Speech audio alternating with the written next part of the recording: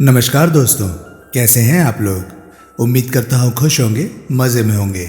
तो दोस्तों, जैसा कि आप जानते हैं, मैं इस चैनल पर लेकर आता हूँ नए नए ऑडियो बुक्स जो होते हैं कॉमिक्स से, नॉवल से और स्टोरीज से। अगर आपको ऐसे कंटेंट पसंद है तो प्लीज़ मेरे वीडियोज़ को लाइक करें और चैनल को सब्सक्राइब करें, क्योंकि मैं ऐसे कंटेंट लाता रहता हूँ। तो चलिए दोस्तों, इसी नोट पर आज की वीडियो शुरू करते हैं। आज की वीडियो में मैं आपको सुनाने वाला हूँ किस्मत का खेल नॉवल का पार्ट 7। इसके बाकी के 6 पार्ट्स आप ऑलरेडी सुन चुके होंगे, और अगर आपने नहीं सुने तो उनके लिंक्स आपको ऊपर आई बटन से मिल जाएंगे। तो चलिए दोस्तों, ज़्यादा देरी ना करते हुए शुरू करते हैं किस्मत का खेल नॉवल का पार्ट 7।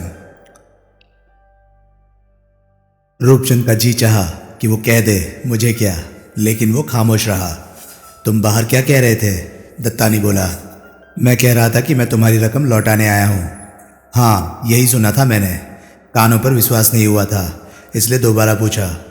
तो तुम रकम लौटाने आए हो? हाँ। पूरे 40,000? हाँ। रूपचंद ने अपनी उस जेब में हाथ डाला जिसमें उसने पहले ही 40,000 रुपये गिनकर रख लिए थे। उसने नोटों का पुलंदा दत्तानी को सौंपा और बोला, गिन लो। दत्तानी ने नोट गिने। नोट पूरे थे। क्या बात है? फिर वो रूपचंद को घूरता हुआ बोला। अभी तो 25 तारीख में 5 दिन बाकी थे। कर्जा जितनी जल्दी उतरे उतना ही अच्छा होता है साईं। क्या कहने? रूपचंद खामोश रहा। कुछ पियोगे? दत्तानी बार की ओर निगाह डालता हुआ बोला। नहीं शुक्रिया, मुझे ज़रा जल्दी है। कोई खता हुई हो तो माफ़ करना साईं। आज के बाद अब हमारी मुलाकात नहीं होगी। अच्छा, ऐसा क्यों? क्योंकि अब हमारे रास्ते अलग हैं। कमाल है, अभी कल तक तो तुम गिड़गिड़ा रहे थे कि तुम्हें मटका कलेक्टर बना रहने दिया जाए। आज वो रास्ते ही छोड़ रहे हो?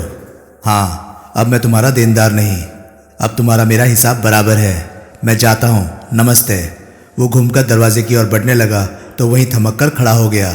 दरवाजे पर वो मवाली खड़ा था, 5 तारीख शनिवार की रात को जिसने उससे माचिस मांगी थी, और फिर अपने 2 साथियों के साथ जिसने उसे सबसे ज़्यादा मारा था। साईं, वो दत्तानी की तरफ घूमा। ये क्या बात हुई?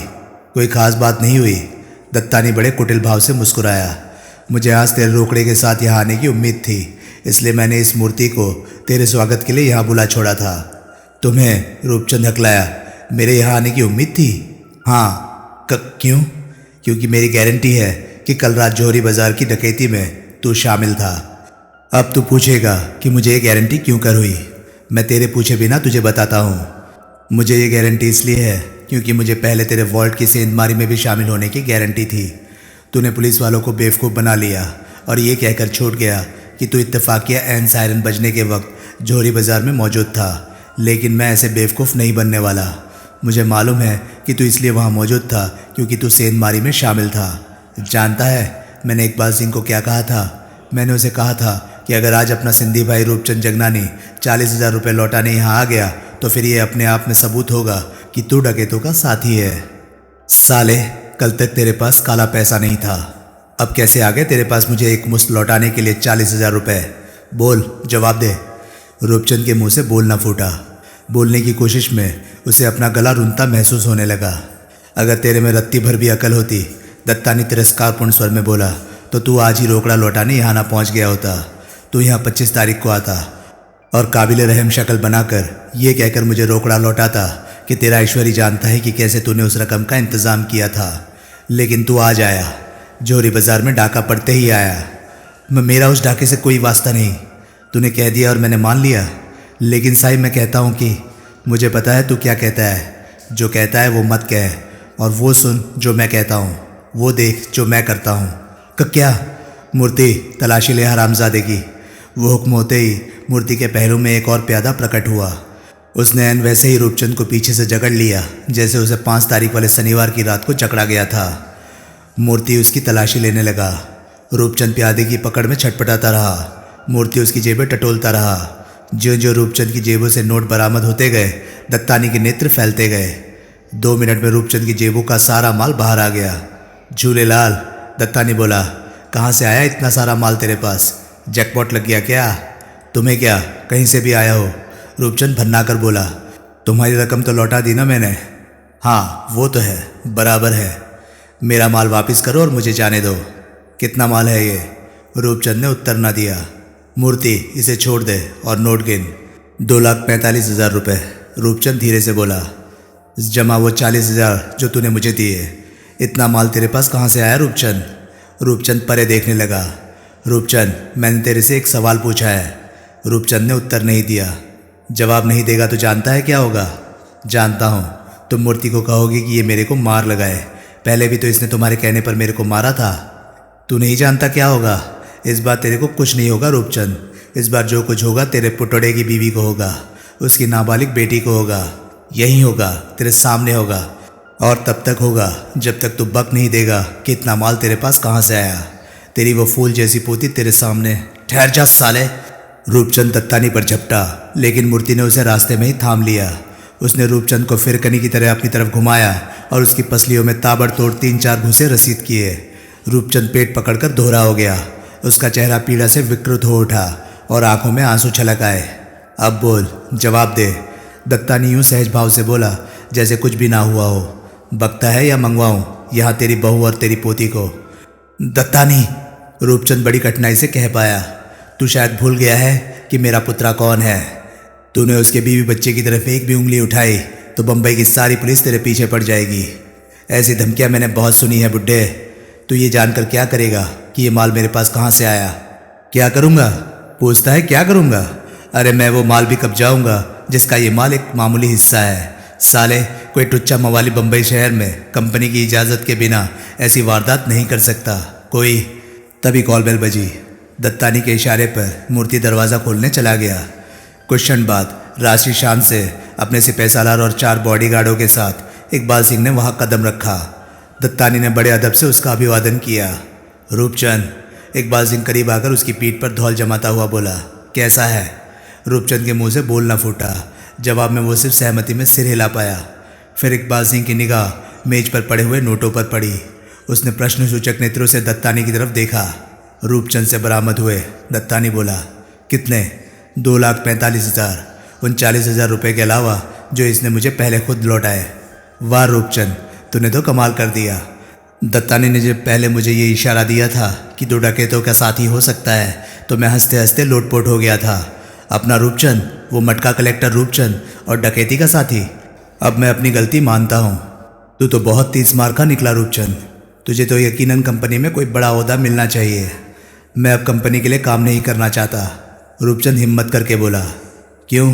एक ही हल्ले में अमीर हो गया इसलिए? रूपचंद ने उत्तर ना दिया। खैर, वो तेरी मर्जी है। तू कंपनी के लिए चाहे काम ना करे, लेकिन इकबाल सिंह का दोस्त तो तू फिर भी रहेगा। रहेगा कि नहीं? रूपचंद ने सहमति में सिर हिलाया। बढ़िया। अब ये बता, डकैती में कौन कौन लोग शामिल थे और उनमें तेरा सरगना कौन था? मैंने कब कहा कि मैं किसी डकैती में शामिल था? अच्छा, नहीं कहा अभी? दत्तानी, नहीं कहा अभी? दत्तानी ने इनकार में सिर हिलाया। कहेगा, मेरे से कहेगा। आखिर मैं इसका पुराना दोस्त हूँ। अपने पुराने दोस्त का कुछ तो लिहाज करेगा ये। क्यों रूपचंद, करेगा ना? रूपचंद ने उसकी तरफ निगाह ना उठाई। पीछे क्या है? बेडरूम, दत्तानी बोला। तुम सब लोग वहाँ जाओ। डोंगरे के अलावा सब लोग पिछले कमरे में चले गए। डोंगरे उनसे परे ड्राइंग रूम के दरवाजे से टेक लगाए खड़ा रहा। बैठ रूपचंद, इकबाल सिंह मीठे स्वर में बोला। रूपचंद झिझकता हुआ एक सोफे पर बैठ गया। इकबाल सिंह उसके करीब उसी सोफे पर बैठ गया। उसने अपनी जेब से सोने का सिगरेट केस निकाला और उसे खोलकर रूपचंद की तरफ बढ़ाता हुआ बोला, ले सिगरेट पी। रूपचंद ने झिझकते हुए सिगरेट ले लिया। इकबाल सिंह ने भी एक सिगरेट होंठों से लगाया। फिर उसने पहले रूपचंद का और फिर अपना सिगरेट सुलगा लिया। एक बात पूछूं? एकाएक रूपचंद बोला। इकबाल सिंह तनिक हड़बड़ाया। 2 पूछ रूपचंद। फिर वो बोला, तुम तो कहते थे 8वीं रेस तुमने फिक्स करवाई हुई थी। शीश महल को तुम श्योर विन बता रहे थे, फिर शीश महल जीता क्यों नहीं? जॉकी दगा दे गया। इकबाल सिंह बड़ी संजीदगी से बोला, लालच में पड़ गया हरामजादा, दुश्मनों से पैसा खा गया। ये वही जॉकी तो नहीं था 2 दिन बाद जिसकी गोलियों में छलनी लाश समुद्र में से निकाली गई थी? वही था। फिर इकबाल सिंह अपलक रूपचंद को देखने लगा। लेकिन तू निश्चिंत रह, तेरे साथ ऐसा कुछ नहीं होगा। आखिर तू मेरा यार है, तू मुझे दगा थोड़े ही देगा। रूपचंद के शरीर में झुरझुरी दौड़ गई। दत्तानी की धमकियों ने उसे उतना नहीं डराया था जितना उसे इकबाल सिंह के उस डेढ़ फिक्रे ने डराया था। इकबाल सिंह ने सिगरेट का एक लंबा कश लगाया। फिर उसका आश्वासनपूर्ण हाथ रूपचंद के कंधे पर पड़ा। देख, वो हौले हौले रूपचंद का कंधा थपथपाता हुआ बोला, तूने कंपनी के पैसे पर निगाह मैली की, बुरा किया, लेकिन उसकी भरपाई कर दी, इसलिए तेरी खता माफ़ हो गई। भरपाई के लिए तेरे पास पैसा कोई वॉल्ट लूट कर आया या बैंक लूट कर, इसके लिए तूने किसी का टेंटुआ दबाया या गला काटा, मुझे इससे कोई मतलब नहीं। लेकिन दत्तानी तो कहता है, वो क्या कहता है उसे छोड़, जो इकबाल सिंह कहता है उसे सुन रहा है? हाँ। तू डकैती में शामिल था? हाँ। पहली बार भी और इस बार भी? हाँ। सरगना कौन था? रूपचंद ने उत्तर ना दिया। तू मत बता, मैं बताता हूँ। सरगना सोहल था। रूपचंद चौंका। सरगना सरदार सुरेंद्र सिंह सोहल था, जिसकी गिरफ्तारी पर 2 लाख का इनाम है। ठीक। जब तुम्हें सब मालूम है तो मेरे से क्यों पूछते हो? ये देखने के लिए कि मेरे बरसों पुराने दोस्त रूपचंद में आज की तारीख में इकबाल सिंह की यारी दोस्ती की कोई कद्र बाकी है या नहीं। मुझे यारी दोस्ती की बहुत कद्र है। बढ़िया, तो डकैती में सरगना सोहल था?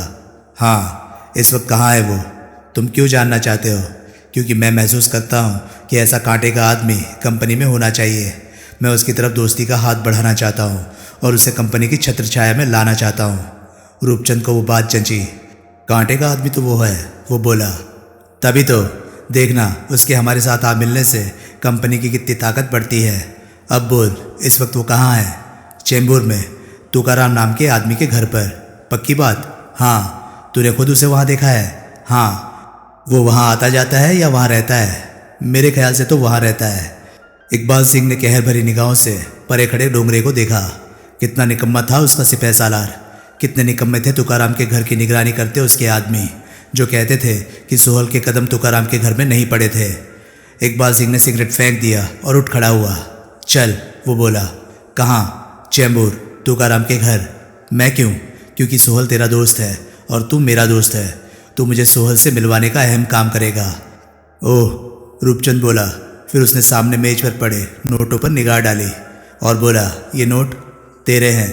इकबाल सिंह बोला, चाहे अभी ले ले, चाहे वापस आकर ले लेना।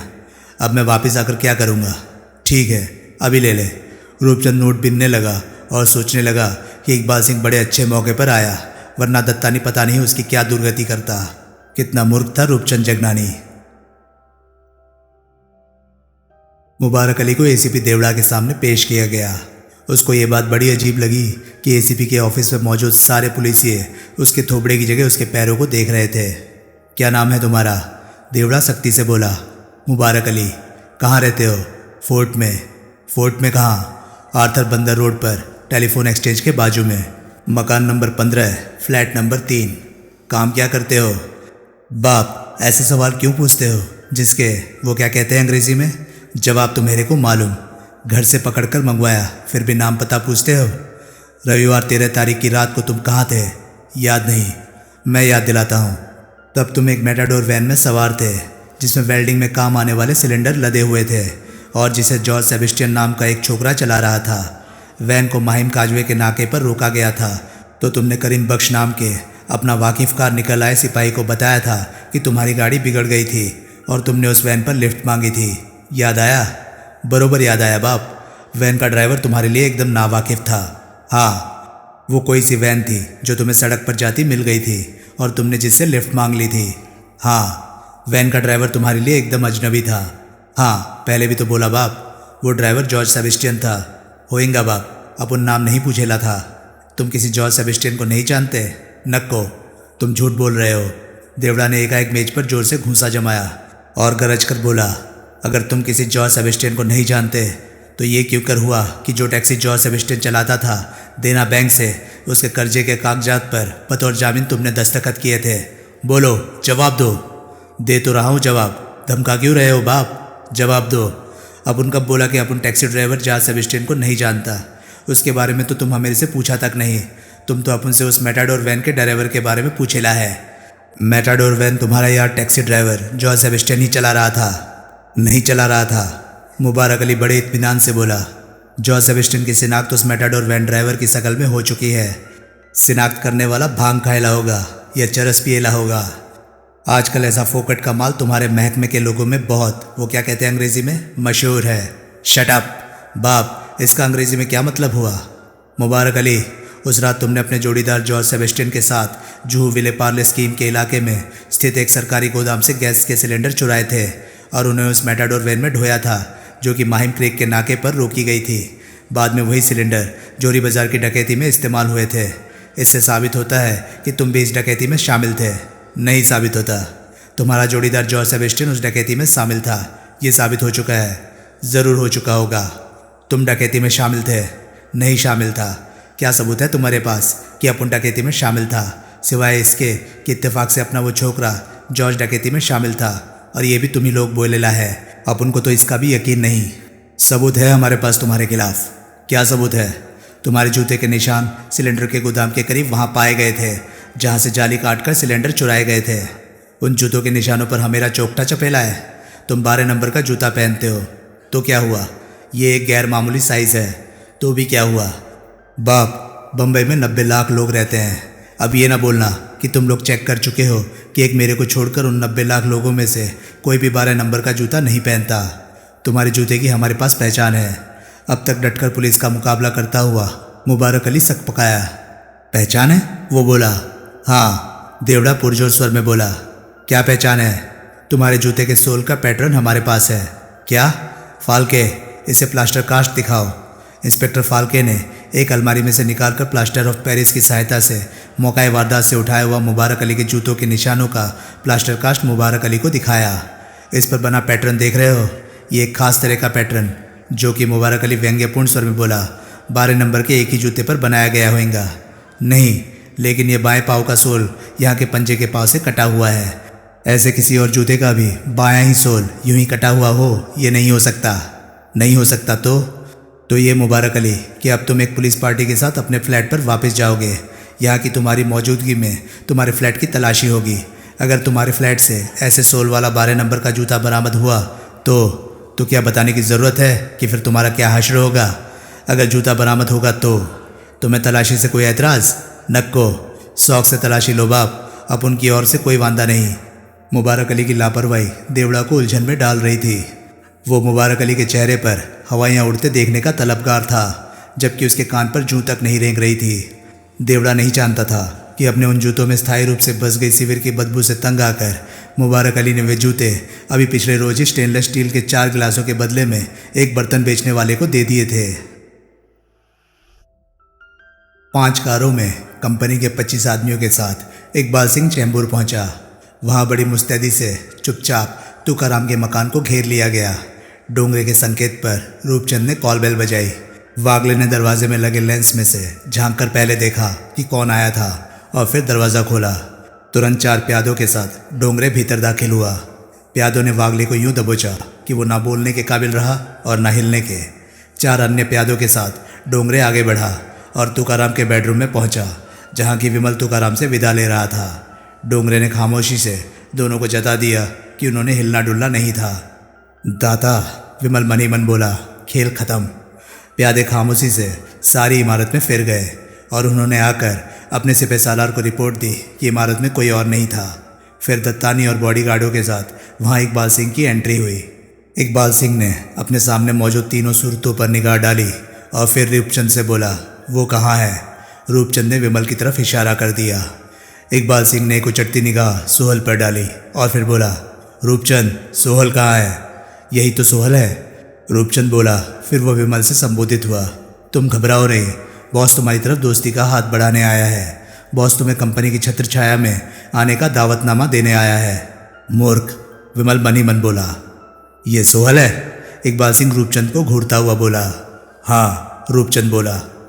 रूपचंद, तू कहीं ये तो नहीं समझ रहा कि मैं सोहल की सूरत से वाकिफ़ नहीं, और अपनी जान छुड़ाने के लिए तू जिस किसी को भी सोहल बताएगा मैं मान लूँगा कि वही सोहल है। लेकिन यही सोहल है? ये सोहल नहीं है। लेकिन चुप रह, इकबाल सिंह डपट कर बोला। फिर वो विमल की तरफ घूमा। तुम कौन हो भाई? इसका नाम आत्माराम है, तुकाराम बोला। ये मेरी बहन का लड़का है, गांव से आया है, आज वापस जा रहा है। तुकाराम, इकबाल सिंह शिकायत भरे स्वर में बोला। मैंने सवाल इससे किया था। मेरा नाम आत्माराम है, विमल बोला। मैं सोनपुर से यहाँ अपना मामा के साथ आया हूँ, आज वापस जा रहा हूँ। ये देखिए, मैंने टिकट भी मंगवा रखी है। और विमल ने इकबाल सिंह को सोनपुर की टिकट दिखाई।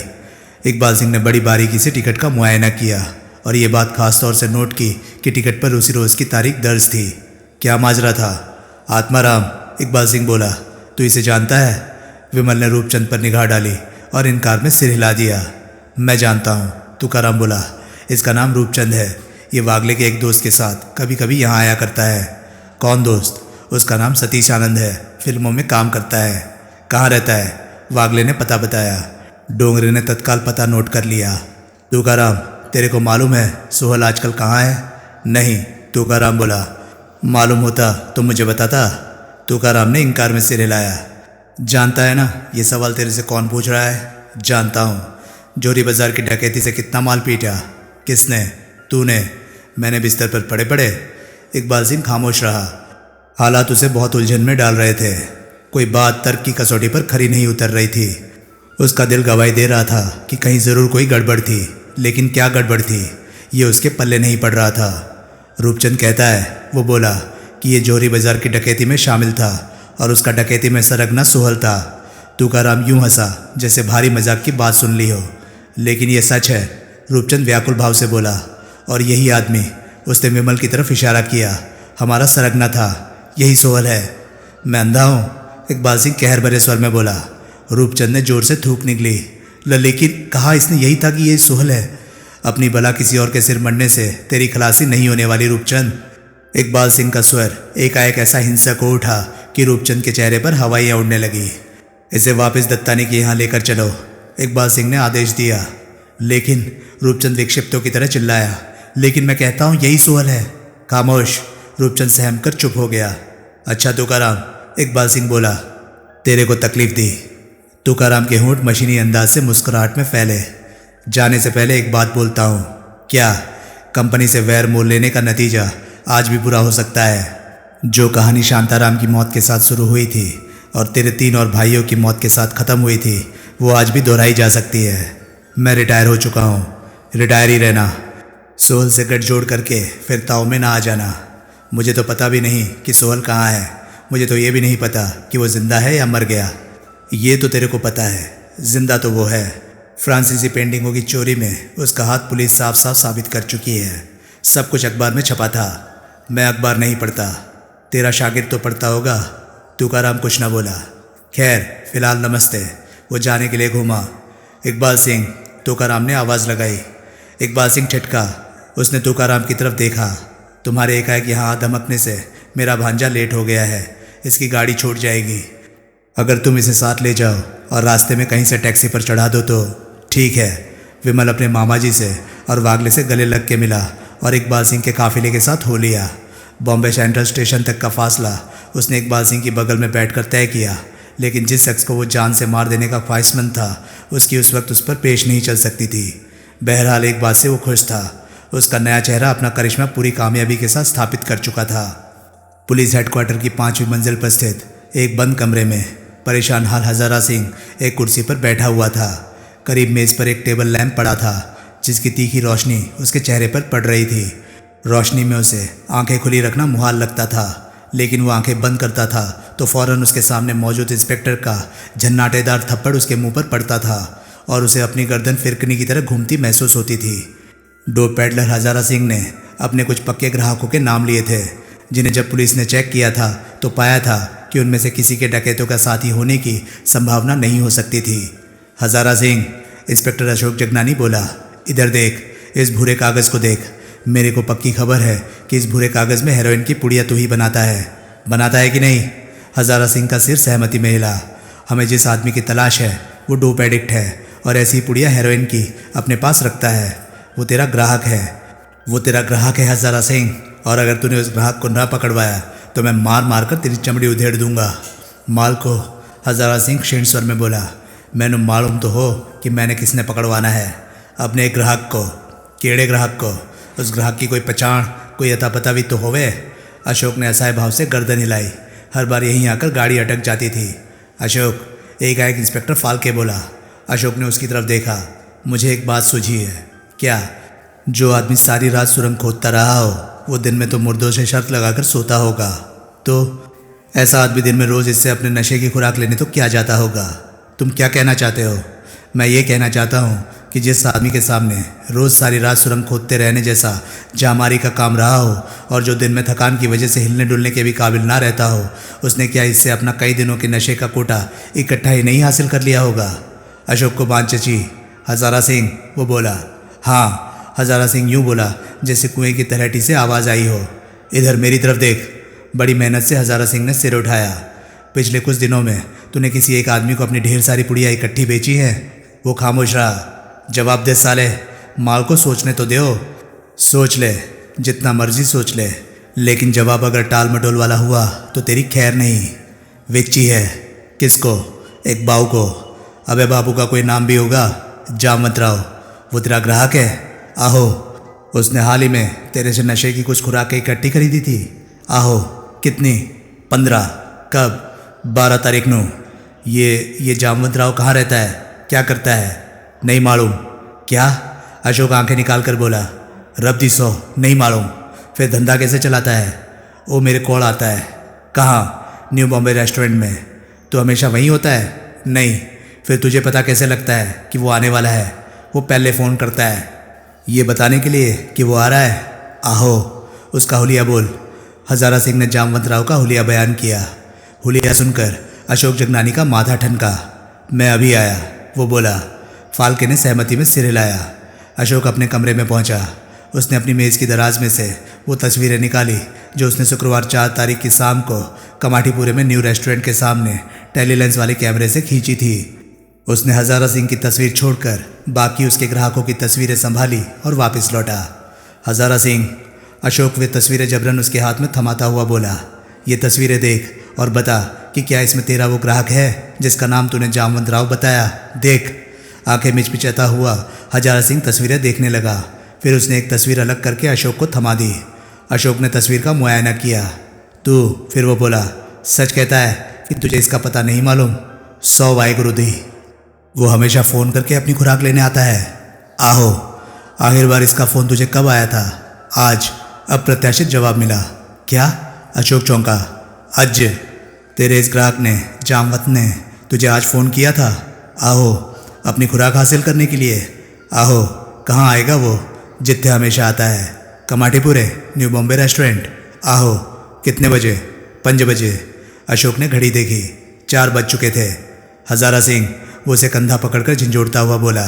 मैं तुझे छोड़ रहा हूँ। मैं तेरे से बरामद हुआ माल भी तेरे हवाले कर रहा हूँ। तूने 5 बजे प्रोग्राम के मुताबिक अपने ग्राहक जामवंत राव से मिलना है और नशे की उसकी पूरी ज़रूरत पूरी करनी है। उस वक्त हम लोग तेरे आसपास ही होंगे। जो ही वो तेरे से अपनी खुराक हासिल कर लेगा हम उसे गिरफ्तार कर लेंगे। समझ गया? हजारा सिंह का सिर सहमति में हिला। तूने उसके साथ वैसे ही पेश आना है जैसे आज तक हमेशा आता रहा है। तूने उसे कोई इशारा नहीं करना। उसे ये समझाने की कोशिश नहीं करनी कि पुलिस उसकी ताक में है। समझ गया? आहो। देख, अगर पुलिस की मदद करेगा तो फ़ायदे में रहेगा, तो बहुत सस्ता छूटेगा तू। हो सकता है मैं तेरे पर इतना मेहरबान हो जाऊं कि तेरी गिरफ्तारी को कहीं दर्ज ही ना करूं और तुझे यूं ही छोड़ दूं। क्या? हजारा सिंह के मुरझाए चेहरे पर हल्की सी रौनक आई। फिर उसका सिर अपने आप ही हौले हौले सहमति में हिलने लगा। उसी घड़ी उस स्थान से कुछ ही कमरे परे अपने ऑफिस में बैठा एसीपी देवड़ा टेलीफोन कॉल सुन रहा था जो उस सब इंस्पेक्टर ने की थी जो मुबारक अली के साथ उसके घर की तलाशी लेने गया था। साहब, सब इंस्पेक्टर ने बताया, हमारे पास मौजूद पैटर्न जैसे सोल का जूता तलाशी में नहीं बरामद हुआ। तलाशी ठीक से ली? देवड़ा निराश स्वर में बोला। बहुत ठीक से ली साहब। ठीक है, मुबारक अली को छोड़ दो और वापस ऑफिस में रिपोर्ट करो। Yes sir. देवड़ा ने रिसीवर क्रेडल पर रख दिया। तभी एक अन्य सब इंस्पेक्टर ने भीतर कदम रखा। सर, सब इंस्पेक्टर बोला, एक लड़की आई है। वो अंतिम संस्कार के लिए सतीश आनंद की लाश क्लेम करना चाहती है। सतीश आनंद? ये कौन हुआ? वो कहती है कि ये वो आदमी है जो जोरी बाजार में पुलिस की गोली खाकर मरा है। गोली खाकर? देवड़ा संभल के बैठ गया और बोला, यस सर। उसने ऐन ऐसा ही कहा। जो आदमी जोहरी बाजार में पुलिस की गोली खाकर मरा है वो सतीश आनंद है और वो उसकी लाश क्लेम करना चाहती है। Yes sir. लड़की उसकी क्या लगती है? कुछ नहीं। तो फिर वो उसकी लाश क्यों क्लेम करना चाहती है? क्योंकि बकौल उसके बम्बई शहर में सतीश आनंद का होता सोता और कोई नहीं जो उसका अंतिम संस्कार कर सके, और वो नहीं चाहती थी कि उसका अंतिम संस्कार एक लावारिश लाश की तरह पुलिस के हाथों हो। वो लड़की, क्या नाम बताया उसने अपना? हाना गुंजाल्वेस। वो उसकी कोई प्रेमिका होगी। हो सकता है सर। तुम ऐसा करो, तुम पहले उसे वो दोनों लाशें दिखाओ जो एसएसआई नामदेव की लाश के साथ मौका वारदात से उठाई गई थी। दोनों में गोली खाई लाश एक ही है, लेकिन फिर भी उसे दोनों लाशें दिखाओ और देखो कि वो किस लाश की शिनाख्त करती है। फिर उसे यहाँ मेरे पास लाओ। Yes sir. तो दोस्तों, ये था किस्मत का खेल नॉवल का पार्ट 7। ये पार्ट आपको कैसा लगा प्लीज़ कमेंट सेक्शन में अपनी राय मुझे ज़रूर बताएं। और हाँ, अगर आपको मेरी वीडियोस पसंद आ रहे हैं तो प्लीज़ उन्हें लाइक कीजिए और चैनल को सब्सक्राइब कीजिए, क्योंकि मैं ऐसे कंटेंट लाता रहता हूँ। दोस्तों, कभी कभी काम की व्यस्तता और टूरिंग की वजह से मुझे काफ़ी कम समय मिल पाता है। समय के अभाव के कारण मैं वीडियो नहीं बना पाता, उसके लिए मुझे खेद है। दोस्तों, जैसे अब तक आप लोगों ने अपना सपोर्ट बनाए रखा, ऐसे आगे भी अपना सपोर्ट प्लीज़ बनाए रखिए और मैं पूरी कोशिश करूँगा कि मैं इन चीज़ों को रेगुलराइज कर सकूँ। तो दोस्तों, मैं मिलता हूँ अब आपसे अगली वीडियो में। तब तक के लिए नमस्कार, गुड बाय, सेफ रहिए, खुश रहिए, मज़े करिए।